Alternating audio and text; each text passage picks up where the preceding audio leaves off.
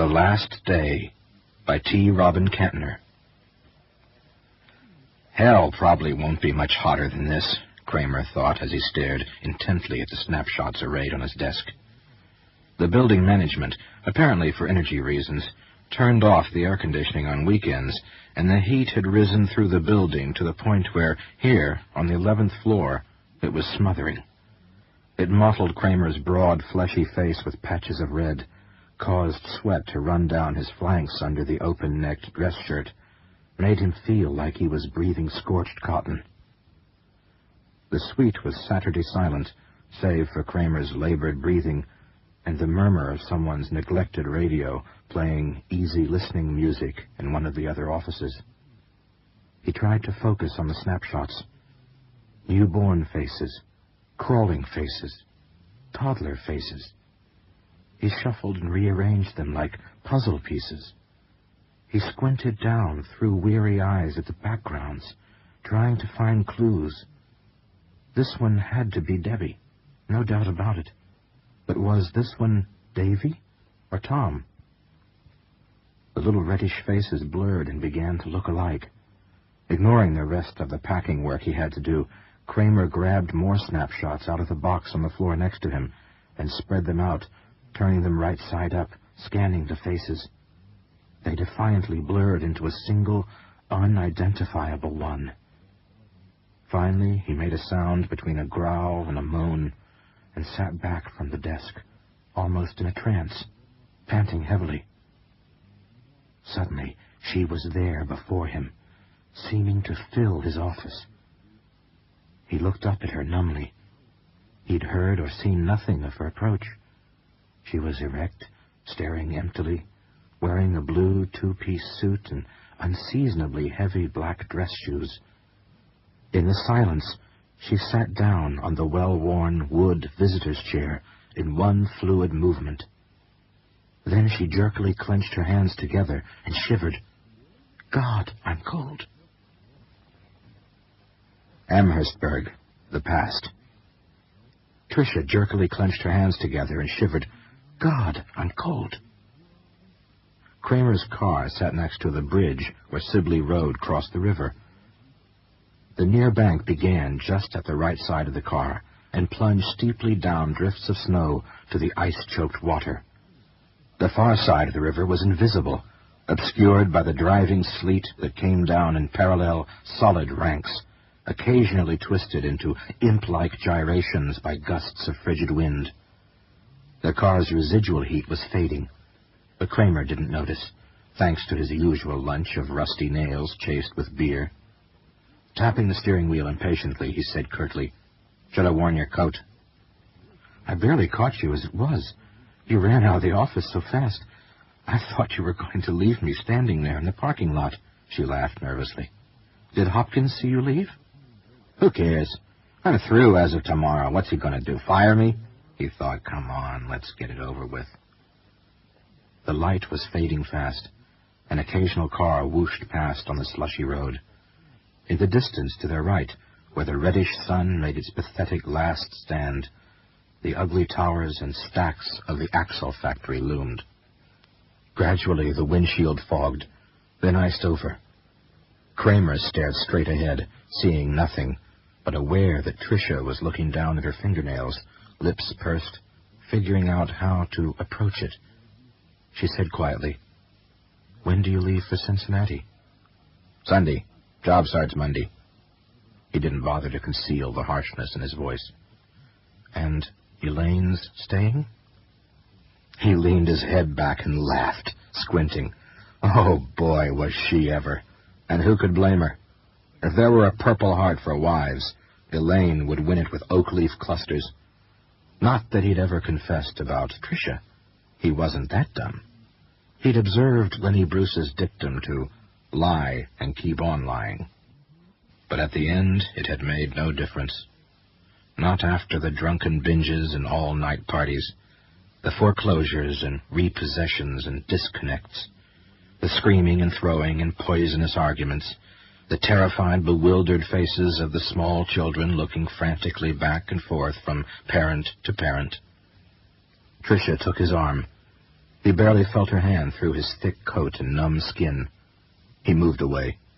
She said softly, "Then take me with you." "No can do," he said with finality. She pressed herself against him, using her body as a method of persuasion, as she'd done so many times before, desperately trying to make eye contact. "But it's all perfect now. No more lies for either of us. I love you. I want to make it better for you." He struck like a panther, spinning and shoving her away from him. "Forget it, see? I'm loose and I'm staying that way." The headlights of a passing car splashed whitely on her face, showing tear trails. "This isn't fair.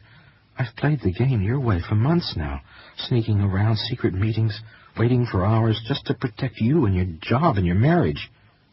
In the darkness, there were no more tears in her voice, just anger. "Now you're free, and you owe me, and I'm collecting." There had been so many voices shouting at him lately. On the phone, at home, at the office. All the shouting voices had merged into one by now. It was him versus it. He had borne it and would bear it no longer. With a crash, he flung himself across the seat against her. One hand smashed her head against the window. The other pawed for the door handle. The door flew away in the white-streaked darkness as a blast of wintry wind roared hungrily in. Tricia gave one terrified shout as she spun off balance out of the car, and he got a glimpse of blue skirt and tan stockings and sturdy black shoes as she tumbled silently down the lumpy, ice-blanketed riverbank into the darkness beyond. Cincinnati, the past. "Here's your office," Hedgepath, the marketing director, said casually. "Get settled. I'm holding a product managers meeting at 10. Kramer dumped his 2 worn cartons of belongings on the bare, chipped wood desk and laid his briefcase on the cold, gray steel table behind it. The single uncurtained window gave a glum view of Government Square and the snow-capped Procter & Gamble headquarters. He turned and pulled his creaking chair back and sat down. Outside his office, fellow employees whose names he'd already forgotten buzzed back and forth on Monday morning New Year business, some of them making mechanical, welcoming smiles as they caught his eye. The walls, pocked with nail holes and naked picture hangers, seemed so close that he could reach out and touch the opposite ones with both hands. Shaking himself out of his reverie, Kramer reached out and opened the first carton. Right on top, a large brown manila envelope stuffed with snapshots of his children. "Now what the hell is this doing here?" he thought as he tossed it on the table behind him. "God, I'm cold." It came from outside his office.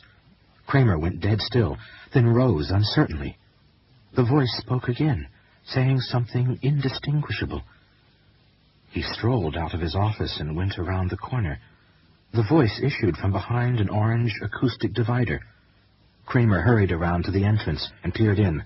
A woman there smiled and waved mechanically. The voice came from behind him now, echoing into the distance. He stood, staring after it in the unfamiliar suite, then trudged back into his office and resumed unpacking. Hedgepath introduced Kramer, and the faces of the 5 other product managers focused on his expectantly. The marketing director folded his hands on the conference room table and said, "He'll be responsible for the heat inverter. This is, as you know, an energy-saving device for manufacturing plants designed to recirculate hot air from the ceilings down to the ground level where it's needed. You'll recall that we have 2,000 completed units in inventory ready to ship. I expect Mr. Kramer to develop a plan that will sell them." He slid a thick blue 3-ring notebook across to Kramer. "Here's background on the product and the market. Good luck." He made the briefest mechanical smile, then went on to other business. As befitted the most junior product manager on the staff, Kramer had the seat farthest away from Hedgepath, next to the half-open conference room door. He smoked cigarette after cigarette as the marketing director droned on, and glanced periodically at his watch, counting the minutes till lunch. "God, I'm cold." Kramer jerked himself straight in his chair and involuntarily shot a glance at the open conference room door, then back at Hedgepath. The marketing director was in the middle of a closing soliloquy, and Kramer fidgeted, staring at the ceiling, trying to keep from looking at the door. Finally, the meeting was done, and everyone rose, the mood breaking with conversation and laughter. Kramer hoisted his notebook and shot through the door. The lobby area was deserted except for the receptionist and a female figure in a navy blue suit walking away from him toward the fire stairs. As she disappeared behind the clicking door, Kramer said to the receptionist, "Who was here just now?" Like most recently emerged adolescents in positions of quasi-authority, she was swelled with self-importance. "Nobody in particular. Why?" She looked familiar, that's all, Kramer said uncomfortably. "Just the new girl down on 10, the receptionist lectured. "Lots of new people around here today." "Thanks," Kramer said without thinking, and headed toward the fire stairs. But Hedgepath's voice halted him. "Better see me in about an hour once you've gone over those notes on the inverter," the marketing director called from the conference room door. The product managers clustered around Hedgepath, eyeing Kramer like he was a specimen. Kramer reversed course smoothly. "Right, okay, boss," he said, making his best, most confident smile. "You know, Kramer, you ought to clean up your act," Stedman said, eyeing him from across the booth through thickish glasses. Ogden's pub was jammed tight with lunch customers, its long windowless length noisy and stuffy and humid from the bodies and the warmish spring weather outside. Kramer tossed back the last of his rusty nail and said, "What do you mean? I'm doing great. You ought to see the dealer orders we're booking on the heat inverter." Stedman was senior product manager, a steady, quiet, sober sort, with the kind of confidence that made his work look effortless. He shook his head patiently and said, "No, I mean that," gesturing at the empty glass. Kramer picked up his beer mug and took a pull. "You know the routine," he said ingratiatingly. "This is a tough line of work. You gotta keep loose." Stedman frowned, looked up, then leaned forward and said, "You look like hell, Kramer." His mild voice belied the harshness of his statement. "You eat garbage, if anything at all. You got extra weight. You're bleary. I've been watching you. You don't track so good sometimes." When Kramer didn't answer, Stedman said, "It's a pity, really, because I think there's a real sharp guy in there trying to get out." Kramer drank some more beer and wiped his mouth clumsily, ignoring Stedman's quiet eyes on him. "My problem, Pally," he whispered. "God, I'm cold." It was literally a voice in the crowd, a long way off, but definitely from behind. Kramer set his mug down much harder than he'd meant to, and turned and looked back over the back of his booth, toward the rear of the pub. Finally, he made his eyes focus in the dim light on the back of a woman's head, the distinctive tilt, the familiar sweep of dark hair. With her in the booth sat another woman who was completely unknown to him. Stedman said, "What's up?" Kramer turned uncomfortably back to him. "Familiar voice I thought I heard." Stedman hitched himself up and squinted. "Couple of girls from 10. You know them?" "No," Kramer said thickly, sure it was the truth. He rushed on, "But really, this inverter is moving pretty good. Not bad for 4 months on the job." "Good for you," Stedman said casually. "That product's broken a lot of hearts." He glanced at his watch. "Got a meeting. You coming?" Kramer stood and turned unsteadily toward the rear of the pub. "No, I gotta take a squirt. See you back there." He shuffled half unwillingly down the aisle, determined at last to set eyes on the face and listen to the voice and find out. But when he got there, the booth was empty. Many Cincinnatians referred to summer as monkey's armpit weather. The fire stairs were stiflingly hot as Kramer puffed up them from 10 and emerged into the reception area of his floor. He strode into the offices, trying to get control of his breathing, trying to keep from shouting. Missed her again, as usual. He'd heard it all, away from her desk, off sick, out to lunch, had to run some errands. All he ever got was a glimpse of her back here, the sound of her voice there, always from around corners, in crowds, in the next room.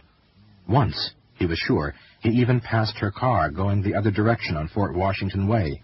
He'd doubled back and given chase, but lost her on Mount Adams. He was almost to his office when Hedgepath passed him. "In my office," the marketing director said without explanation and without stopping. Kramer cruised up to Hedgepath's open office door, his heavy notebooks in hand, trying to get his mind on business and, with no success, to anticipate the subject of the meeting. Hedgepath pointed him to a chair, leaned forward with his chin on his fists, and said, "You seen the dealer return figures on the inverter?" "Yeah, I haven't analyzed them yet, but..." Hedgepath held up a hand. "Well, allow me to analyze them for you. It's a rout, my friend. Our sales figures are going to have to be revised downward about 90%. "Guess the field people couldn't make them stick," Kramer said nervously. "I guess," Hedgepath said evenly. "You didn't market them properly." "Hey, you approved the plan. You saw the orders." "Hey, I delegated the whole thing to you. You got lots of dealer orders, but dealer orders aren't sales if the dealers send the product back. In other words, just to make it absolutely clear to you, loading the pipeline isn't the same thing as sales. Or did you know that?" "Well, I got some feedback from the field," Kramer said, trying to keep his tone constructive. "The inverter requires AC outlets in the ceilings. Most plants don't have them and can't justify the cost of installing them, despite the potential energy savings." "Tell me something I don't know. You know how long we've been trying to sell that miserable stillborn heat inverter. You know how many different things we've tried, including, may I add, hiring Mr. Hotshot Kramer, veteran product manager. You loaded the pipeline, and it's backing up into us. It's the joke of the industry, my friend."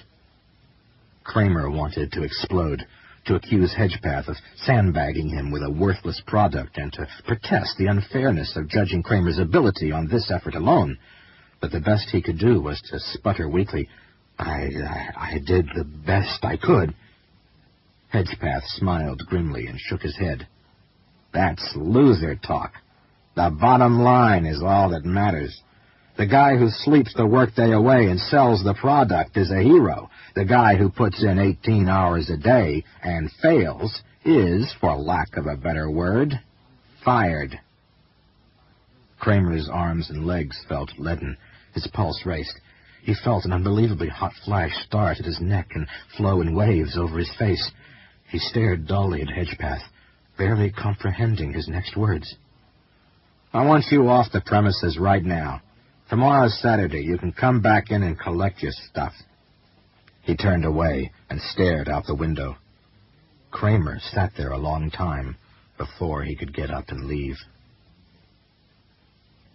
Cincinnati, the last day. Kramer didn't notice his children's faces staring up at him from the desk.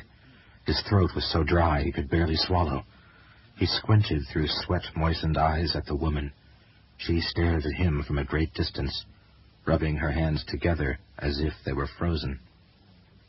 He said in a hoarse, cracked voice, "You can't imagine what it's been like. I had it all. I was on top of it. I'd made it. Finished with the marriage, better job, big, exciting city. Instead, this." He paused and licked his lips with a dry, furry tongue. He noticed that the color was going out of her face and hands. "It's all gone so incredibly sour. I got crippling money problems, job that's rotten to the core. Nothing's fun anymore." Her skin was now bone-dry white and seemed to be hardening. He said, "Nobody to talk to. And God, I miss Elaine and the kids, and I can't see them.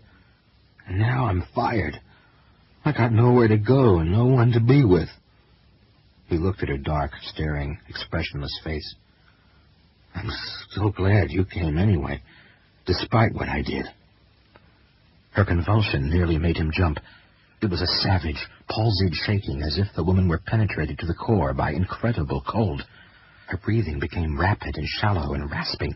and she swallowed uncontrollably over and over again. And she said, "Too late, too late, too late."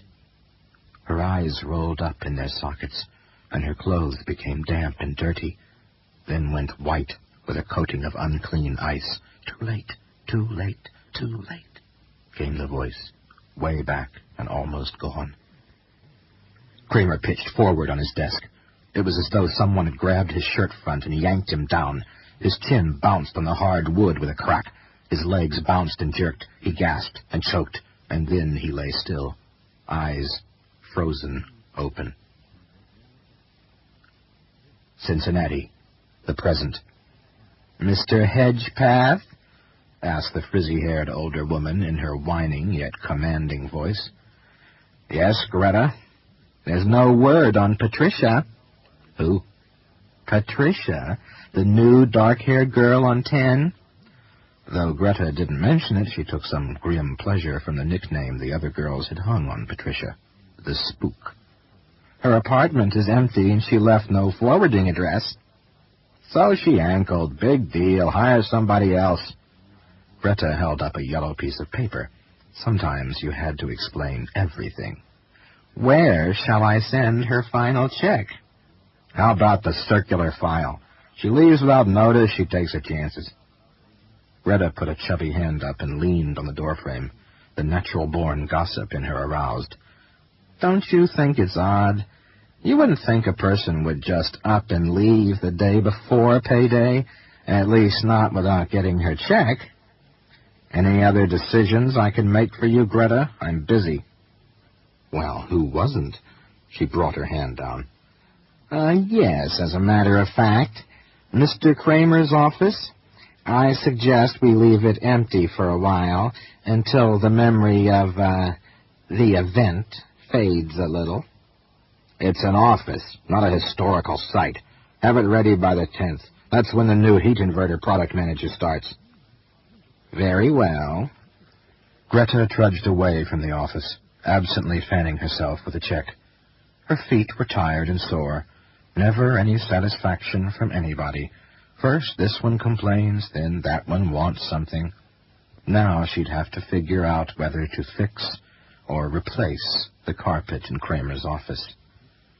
That big wet spot refused to evaporate. That big, wet, bitterly cold spot.